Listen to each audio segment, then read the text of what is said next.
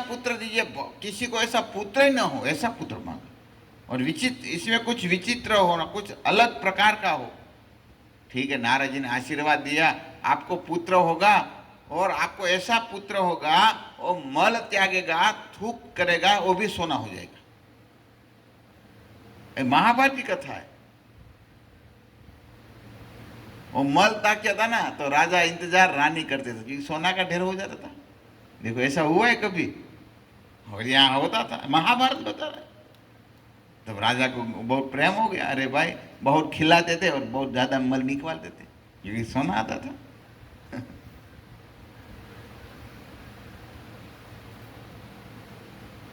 तो बेटा बड़ा हो गया, बेटा 8-10 साल 12 साल का हो गया। एक दिन इसके राज्य में दस्यु आए। दस्यु मतलब असुर जैसे स्वभाव के लुटेरे लोग आए। वो देखा, अरे नाम इसने भी सुना था, और इसके राजा का महल सब सोने का, क्योंकि यहाँ तो फैक्ट्री था सोने का, सब सोने का बनाया था, दीवार भी सोने का बनाया था। देखो राजा ने सब सोने का बनाया, तो देखा यहाँ राज लूटने लायक है। तब इसने सोचा ये सोना प्रकट कहाँ से करते। तब पता चल गया इसका बेटा जब थूकते हैं, मल मूत्र त्यागते हैं तो क्या होता है, सोना होता है। तब इसको उठाते फैक्ट्री को ले लेते हैं। वो तो लुटारे थे, और लुटारा ने क्या किया, एक दिन मौका देखा और एक बेटे को उठाकर जंगल में ले गए। जंगल में ले गए तो सोचा इसके पेट में कुछ मशीन है, इसलिए सोना हो रहा है, उगल निकल रहा है। तब बच्चे का पहले पैर काटा, हाथ काटा, सब कुछ किया। अंत में क्या किया, और बच्चे का पेट खोलकर ऐसे मार ही दिया, और देखा तो कुछ नहीं निकला। फिर राजा बहुत रोने लगे। फिर नारद जी आए। नारद जी पूछे भाई क्यों रो? बोले बेटा नहीं मिल रहा है। तो मैं आपको बोल रहा था भाई बेटे बिना सुखी शांति है, लेकिन आपको दुख था, देख लो, लो ये अभी इतना सोना होकर कहाँ लेके जाएंगे। समझ में आया? तो ऐसा मत समझो कि बेटा हो तो ही सुखी है, ये मान्य नहीं होता है। ऐसा कुपुत्र मिल गया तो क्या फायदा, आपका पिंडदान भी पहुंचता नहीं है। क्या करेगा ऐसा कुपुत्र पुत्र मिलेगा तो क्या पिंडदान करेगा? वो थोड़ी करेगा, वो करेगा ही नहीं, मानेगा ही नहीं।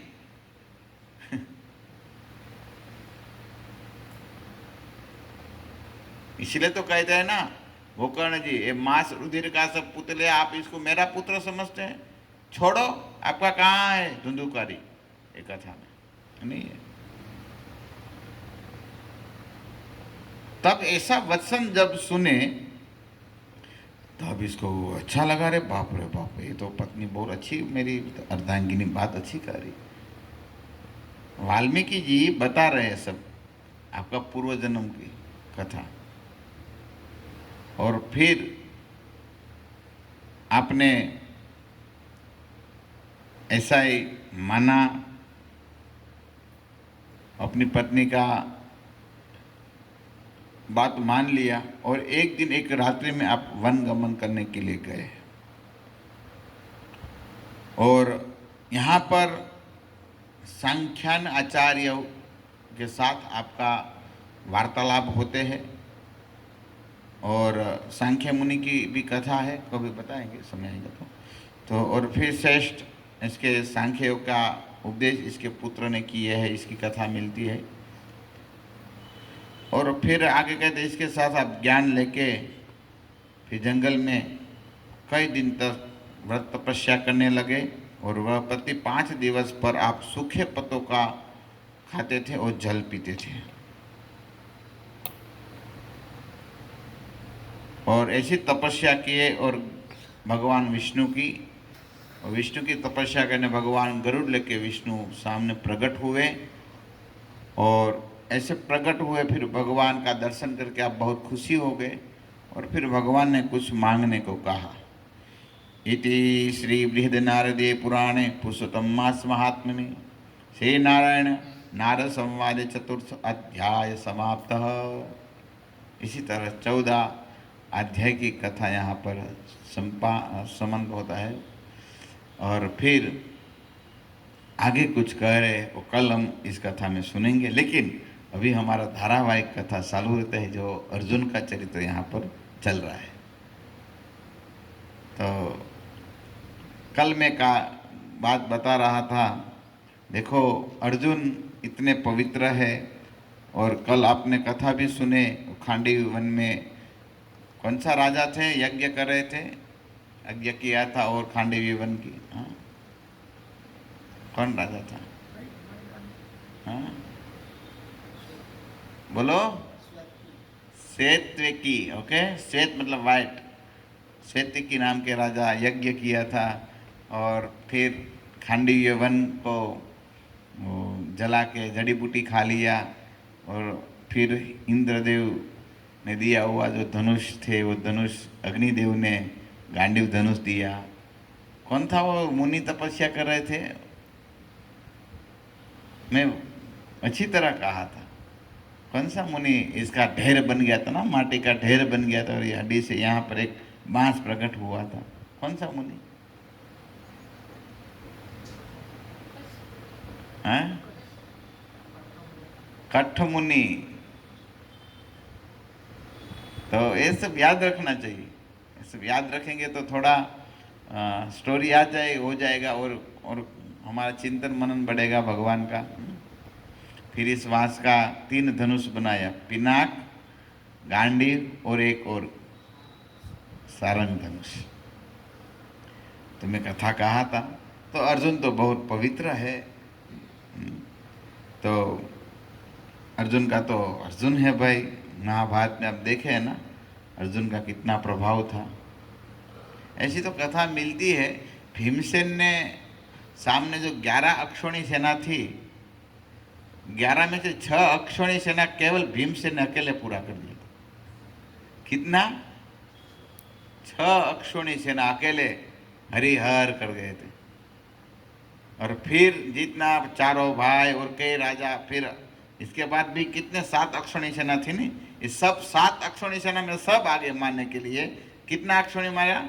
7 अक्षौणी सेना में 7 अक्षौणी ने मारा। और भीमसेन ने क्या किया? केवल 6 मार दिया, अकेले मार दिया। तो इतना भीमसेन थे, लेकिन अर्जुन तो अर्जुन थे, लेकिन अर्जुन ने जो मारे वो भीमसेन भी नहीं कर सके, ऐसे व्यक्ति को मारा है जो मानो अमर पटा लेके आए थे, ऐसे व्यक्ति। आप समझे ना, द्रोणाचार्य को मारना बहुत मुश्किल था भाई, लेकिन वो तो दुष्टद्युम्न ने वध किया, लेकिन इसमें भी अर्जुन का वो सब तैयारी था।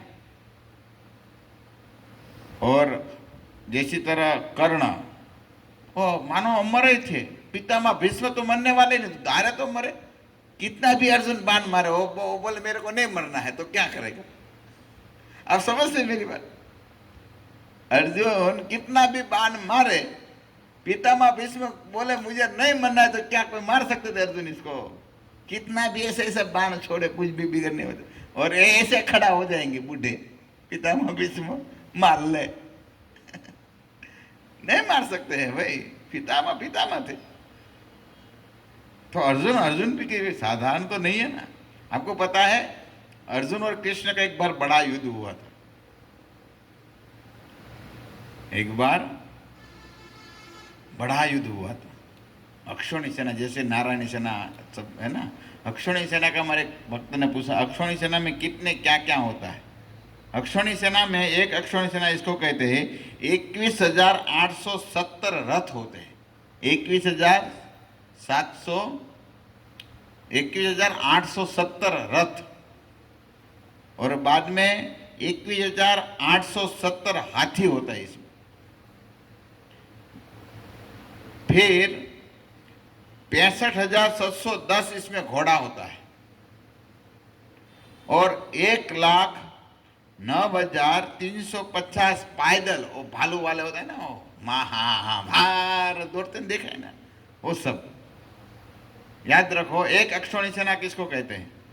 21,870 जिसमें रथ हो, 21,870 हाथी हो, 65,710 इसमें घोड़ा हो, और 10,900 10,000 1,09,350 पैदल हो, इसको एक अक्षौणी सेना कहते हैं।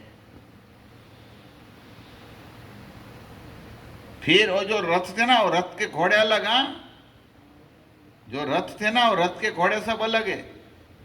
जो हमें बोला 21,870 जो रथ थे, रथ का घोड़ा अलग, वो 4 घोड़ा हो या 2 घोड़ा जो भी हो,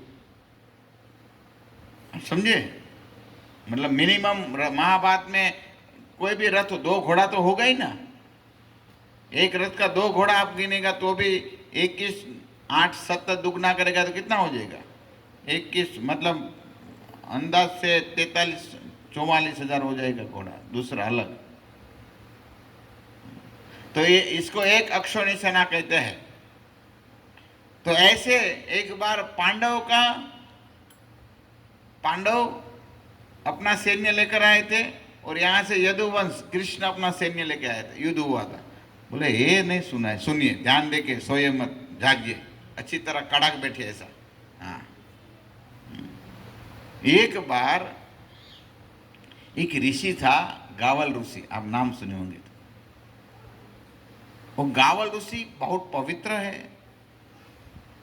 गावल ऋषि क्या कर रहे थे, सुबह में जल लेके ऐसे सूर्य देव को जल दे रहे थे नदी में, और ऊपर से चित्रसेन नाम के रथ, जो गंधर्व है, चित्रसेन नाम के गंधर्व, वो ऊपर से निकले। और चित्रसेन नाम के गंधर्व निकले, लेकिन इसने क्या किया, थूक पिक मार दिया, ऐसा थूक दिया मुंह से, और गावल ऋषि जहां वो दे रहे थे इसमें पड़ा थूक। तो भारी जघन्य अपराध है ना, कोई थोड़ी साधारण है। क्या ऊपर विमान है तो जैसे तेरे नीचे देखना ही नहीं, देखा नहीं भाई, इसने तो ऐसा ही थूक दिया। और ऋषि ने देखा, अरे इतना मत अभिमान अहंकार, श्राप देता हूं मैं, श्राप देता हूं, आपको मरना पड़ेगा। ऐसा ही, ज्यादा कुछ नहीं बोले, ठीक है श्राप दिया, मरना पड़ेगा ऐसा बोले। कभी मरना, क्या हुआ, किससे मरना, वो कुछ नहीं बोले। और तब भगवान द्वारकाधीश द्वारका में विराजमान थे, और गावल ऋषि गए, और गावल ऋषि जाके भगवान द्वारकाधीश का दरवाजा खटखटाया। आप राजा हैं, भगवान को कहते हैं आप राजा हैं, आपके यहाँ पर देखो स्वर्ग से कोई भी थूकता है, और मैं जब ऐसा पवित्र कार्य करता हूँ, इसमें मेरे पवित्र कार्य में थूकता है, ये तो कितना बड़ा जघन्य है, अच्छा थोड़ी ना है। कौन किया? बोले चित्रसेन नाम के गंधर्व। अच्छा, द्वारकाधीश ने कहा 24 घंटे में इसको मारकर आपके सामने रखूंगा। भगवान की प्रतिज्ञा, आप समझे, किसकी प्रतिज्ञा? भगवान की प्रतिज्ञा। और भगवान चाहे तो फिर कौन बचा सकते इसको। तब यहाँ पर नारद जी प्रकट हो गए। ओ नारायण, बोले प्रभु आज इतना क्रोधित दिखा रहे क्या है? तब पूरी बात का एक गावल ऋषि मेरे चरण में आए थे, और गावल ऋषि के जब वो भगवान की सूर्य देव को जल दे रहे थे, तो चित्रसेन नाम के गंधर्व इसके थूक दिया इसके अंजलि में। अच्छा, तब आप क्या करते? अब 24 घंटे में मारना है इसको, फिर क्या करना है? ऋषि को वसन दिया, मेरा व्रत है। भगवान कहते हैं मेरा व्रत कभी भी फेल नहीं होता है। अच्छा ठीक है, नारायण नारायण गए, और भगवान ने दारुक को बुलाए, सब रथ सब तैयार करो सब, और पूरा रथ में सब अस्त्र शस्त्र सब होना चाहिए, कुछ बाकी नहीं होना चाहिए। सब तैयार किया, और इधर नारद जी गए चित्रसेन के पास। चित्रसेन थोड़ा ये भी विस्मित था, क्योंकि कार्य गलत हो गया था, कार्य गलत हो ही गया, जिसको भी पता था अभी मरना है, थोड़ा ऐसे टेंशन में था। बोले क्या हुआ, आज आपका उदास चेहरा है? तो बोले थोड़ा गलती हो गया है। अच्छा, तो नारायण गलती क्या किया? बोले ऐसा सब किया है, गलती हो गया। तब तो फिर चित्ररथ गया, इंद्र के पास गए, ब्रह्मा शिव जी सबके पास गए, क्योंकि चित्ररथ को बता दिया नारद जी ने, देखो भगवान द्वारकाधीश ने आपका मारने की प्रतिज्ञा लिया है। और गावल ऋषि कहाँ गए थे? द्वारकाधीश के पास गए थे, और द्वारकाधीश ने पक्का व्रत ले लिया है आपको मारने का। अभी आपको जहाँ जो करना है करिए। तो इंद्र के पास गए, सबके पास गए, सब बड़े बड़े देवता के पास, और कहते थे चित्ररथ भगवान द्वारकाधीश ने प्रतिज्ञा ली है मुझे मारने की। तब बोले ठीक है, हरे कृष्ण, आप जाइए, आप समझो, आप हम समझे, हम इसको रक्षा नहीं कर सकते। द्वारकाधीश के सामने युद्ध करना हमारे लिए संभव की बात नहीं है। क्या करें, बहुत टेंशन में आ गया। अंत में सोचा भक्त का शरण सबसे बड़ा श्रेष्ठ है, नारद जी के पास जाते हैं। फिर वो कहाँ पर आया, चित्ररथ नारद जी के पास आए, और नारद जी के पास आए और कहने लगे, हे आपके अलावा हमारा कोई रक्षा कारक है नहीं, आप ही मुझे बचा सकते हैं। नारद जी बोले ठीक है, देखो मैं आपको एक आइडिया देता हूं, मैं जो बोलूं वो आपको करना है। क्या करना है? देखो हस्तिनापुर में अर्जुन रहते हैं, और अर्जुन की पत्नी सुभद्रा है ना, बहुत सती है। तो आज रात में हस्तिनापुर पे, मतलब दिल्ली जहाँ यमुना निकलती है ना, तो यहाँ यमुना के तट पर रात में मध्यरात में 1-1:30 बजे एक स्त्री आएगा। वो स्त्री कोई साधारण नहीं है। ये स्त्री कौन है? सुभद्रा आएगी, और आपको सुभद्रा के पास रोना है, और रोना है तो कहना है मुझे आप जीवन दान दीजिए, मुझे जीवन दान दीजिए।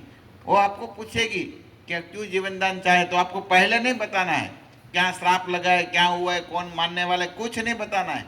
लेकिन वो जब आपको कहे अभय दान दिया, तब आपको पूरी बात बताना है। नारद तो नारद है भाई, नारद जी के शरण में अरे अच्छे अच्छे बच जाते हैं। नारद जी के पास जो आइडिया होता है ना, किसी के पास भगवान भी विस्मित हो जाता है, ऐसा नारद जी है। इतना सुंदर दे दिया आइडिया। और फिर नारद जी नारायण करते यहाँ से निकले और गए कहाँ? हस्तिनापुर। हस्तिनापुर गए, सुभद्रा को बड़ा कहे देखो आज रात में जागरण करना और यमुना में स्नान करना, पति की आयु बचता है, बहुत बड़ा होता है पति। तो सती थी, है ना, सुभद्रा जी सती थी। तो सुभद्रा के पास आके कहते हैं नारद जी आज मैं मध्यरात में 1-1:30 बजे यमुना में कोई स्नान करेंगे, और स्नान करेंगे तो अपने पति की आयु बढ़ता है, ये व्रत करना चाहिए। ठीक है, नारद जी को बोल दिया ठीक है, तो हम आज यमुना में स्नान करने रात में जाएंगे। सब नारद जी ने व्यवस्था कर दी है बचाने के लिए।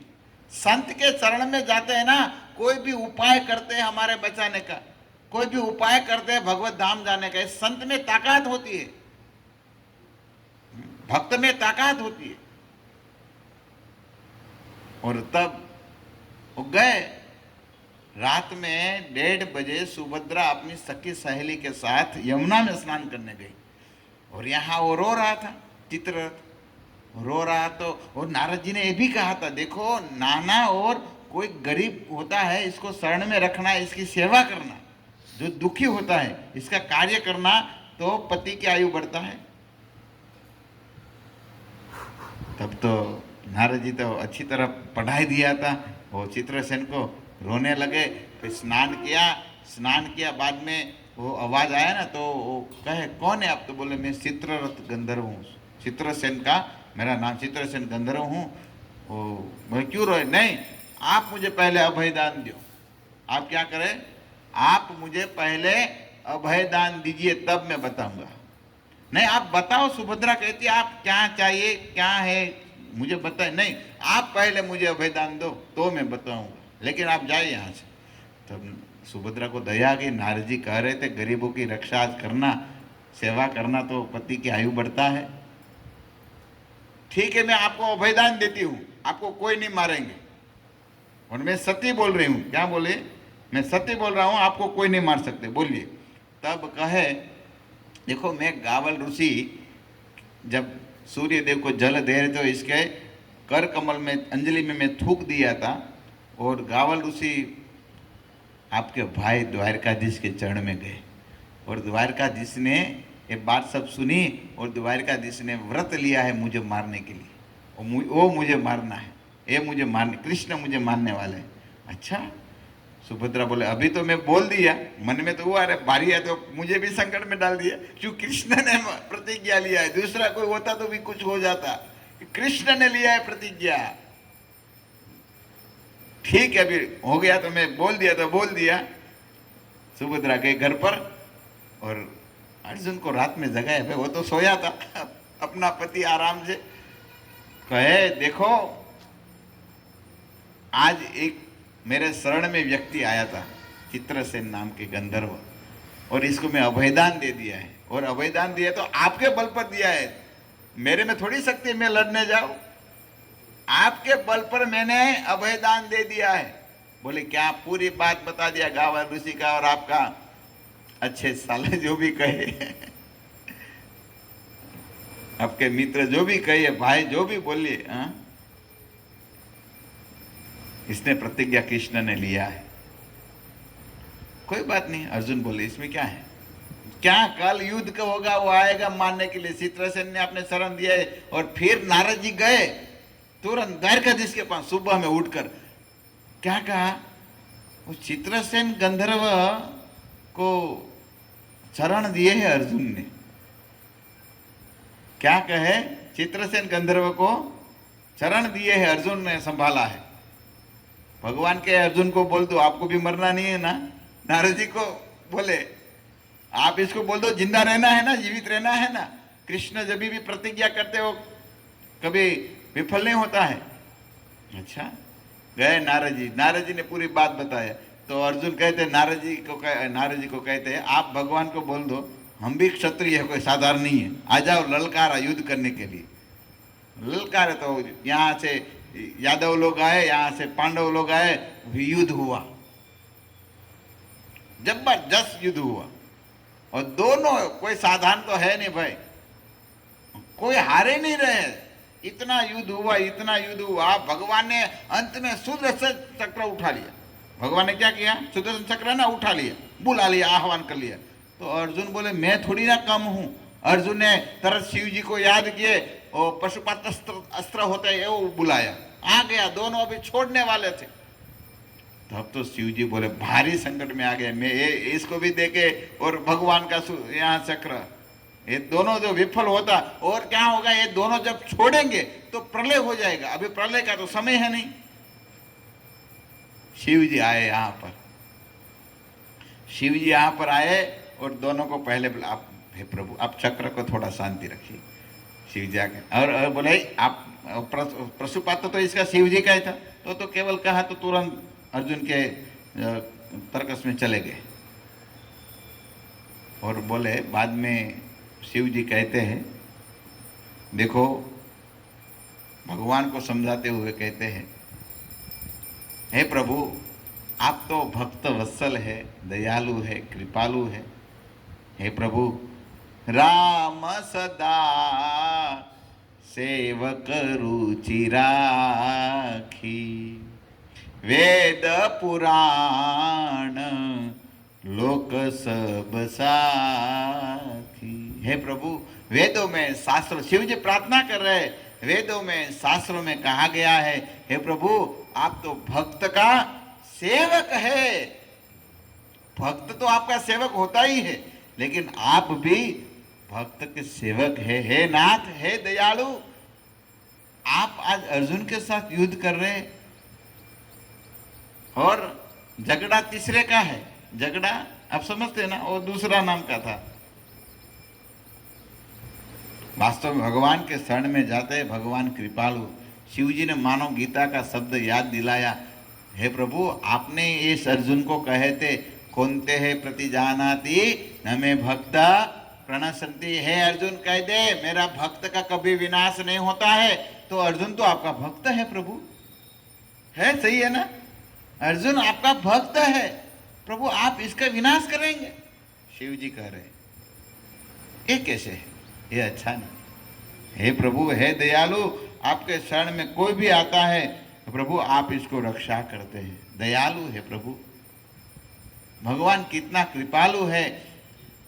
चैतन्य महाप्रभु ने चक्र उठा लिया था मारने के लिए, मधाय को उठा लिया था ना, लेकिन नित्यानंद प्रभु कहते हैं प्रभु आप इसको उद्धार करिए, ये आपका भक्त है।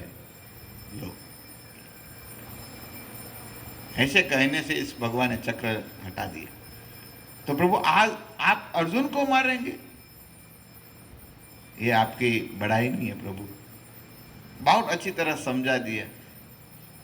तब कृष्ण पूरे ठंडे पड़ गए, अरे बाप रे तो गलत है, मैं भक्त का रक्षणहार हूँ, मैं भक्त के बिना जी नहीं सकता हूँ, और मैं कैसे भक्त को मारूं? अर्जुन को नहीं मानना है, अर्जुन तो मेरा भक्त है। गीता में भगवान कहते हैं सखा है, और साथ में क्या है? भगवान क्या कहते हैं गीता में? हाँ, भक्तो सी सखा चेती रहस्यम एतम भक्तों से मैं सका चेती। भगवान कहते हैं मैं, अर्जुन तो मेरा भक्त है, मित्र केवल नहीं भक्त है। तो भगवान सोचे अरे भाई ये तो मेरा ही कथन है, भक्त को मैं मार नहीं सकता। ठीक है, युद्ध शांत हो गया, वो हस्तिनापुर चले गए, और द्वारका आ गए, और चित्रसेन गंधर्व हाश पर से वो माण उतरो, अभी शांत हो गया, अभी ठीक हो गया, चलो अभी मैं बस गया। इतने तक तो बात खत्म नहीं हुई। तब वो गावल ऋषि आए द्वारकाधीश के पास। गावल ऋषि आके कहने लगे, बड़े जोर से प्रतिज्ञा लिया था मानने का, क्या मेरी मजाक कर लिया? आपको मजाक करना तो प्रतिज्ञा क्यों लिए?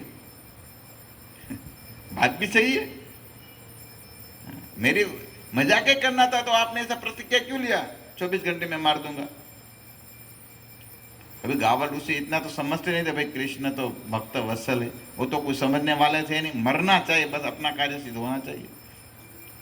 तब गावल ऋषि ने कमल डूब में से जल लिया हाथ में, और बोले, मंत्र अभिस्मित किया इसमें, और कहे अर्जुन, कृष्ण और चित्रसेन तीनों भस्म हो जाए, ऐसा मंत्र गावल ऋषि ने लिया।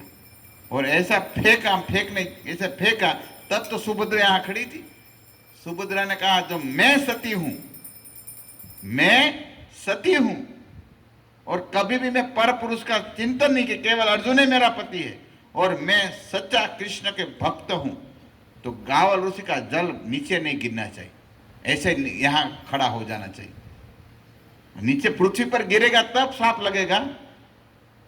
द्रौपदी सुभद्रा जी आप बोले, तब गावल ऋषि का वो जल था ना, ऐसे चिटक गया, यहां पर ऊपर है, नीचे गिरा ही नहीं। ये देखो, ये सती का प्रभाव होता है, आप समझे? ये सती का प्रभाव होता है। और तब गावल ऋषि को बहुत शर्म आ गई, अरे बाप रे, मैं बहुत गलत कार्य किया, मेरी भक्ति से ज्यादा तो ये द्रौपदी की सतीपन ज्यादा है, सुभद्रा सूरी। तो फिर गावल ऋषि यहाँ से निकल गए। तो अर्जुन है, अर्जुन भी भगवान के साथ टक्कर कर रहे थे। कथा आ रही है तो मैं ऐसा ही आपको थोड़ा थोड़ा सब सुना रहा हूँ, प्रयास कर रहा हूँ। ये सब कथा सुनने से भगवान प्रति, भक्तों के प्रति बहुत प्रीति लगती है, इसलिए हमको सबको सुनना है। ऐसी कथा बार बार सुनिए ताकि भगवान के प्रति हमारी प्रीति जगे। तो अर्जुन और फिर यहाँ पर कुछ हुआ नहीं, गावल ऋषि भी इसके कुछ बिगाड़ नहीं पाए।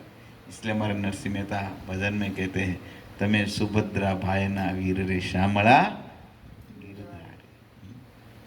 तो ऐसे ही थोड़ी कथा मैं आपको बताया। अभी कल आगे कुछ कथा हम बताएंगे, और जो ये पुरुषोत्तम मास की, कल तो शायद नहीं होगा, अभी 7-8 दिन छुट्टी ले रहा हूँ मैं। फिर 8-9 तारीख को मैं कथा वापस करूँगा। थोड़ा भगवान की कृपा से भगवत धाम जो वृंदावन धाम है, तो जाना है भगवत धाम। तो भगवत धाम ही बोला जाता है, भगवान का धाम। तो कृपा किए है तो मैं प्लान कर रहा हूँ भाई, चलो वृंदावन जैसे धाम में हम जाए। तो ऐसे प्रयास कर रहा हूँ जाने का, तो शायद हो जाएगा, राधा रानी कृपा कर देगी। हरे कृष्णा कृष्णा कृष्णा।